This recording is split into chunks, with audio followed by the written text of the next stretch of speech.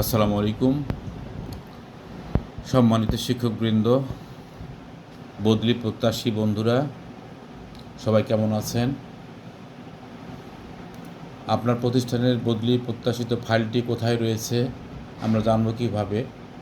এই যে এখানে আমরা প্রথমে ড্যাশবোর্ড আছে, শিক্ষা প্রতিষ্ঠান তথ্য, শূন্য পদে তথ্য, তথ্য যাচাই, তো স্বামী স্ত্রী কর্মস্থল ইত্যাদি।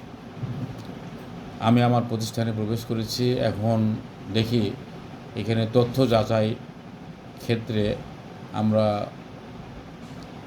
জানি তো কোথায় পদ এবং শূন্যপদ, পদ এবং শূন্যপদ কতগুলো আছে আমরা জানবো কীভাবে? শিক্ষক কর্মচারী ড্যাশবোর্ডে ক্লিক করলে আমরা মোট কর্মচারী সংখ্যা, শূন্যপদের সংখ্যা, বদলি প্রত্যাশিত আবেদন, অনুমোদিত পদ, এই জিনিসগুলো আমরা পরে জানতে পারবো, প্রতিষ্ঠান সংখ্যা ইত্যাদি। তবে দেখি আমার এই ফাইলটা কোথায় আছে। তথ্য যাচাই কেন্দ্রে আমরা ক্লিক করলে, ক্লিক করার পর আমরা একটু নিচে স্ক্রল করে নিচে গেলে আমরা দেখতে পাবো এখানে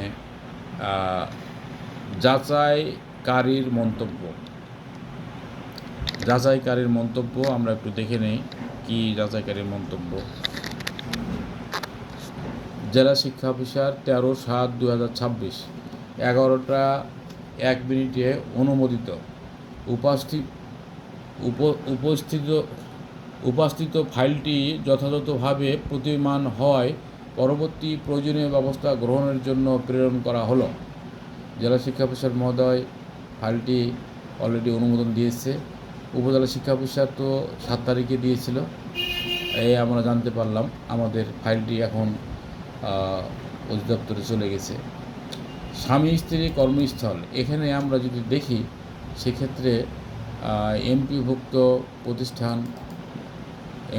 প্রতিষ্ঠানে স্বামী স্ত্রী কর্মস্থলের সংখ্যা যদি জানতে চাই তাহলে আমরা তথ্য যাচাই তালিকা দেখুন, অটো চলে আসবে।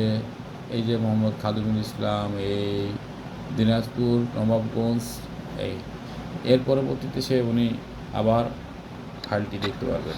ধন্যবাদ সবাইকে, ভালো থাকবেন। পরবর্তীতে আবার আপনাদেরকে জানানো হবে।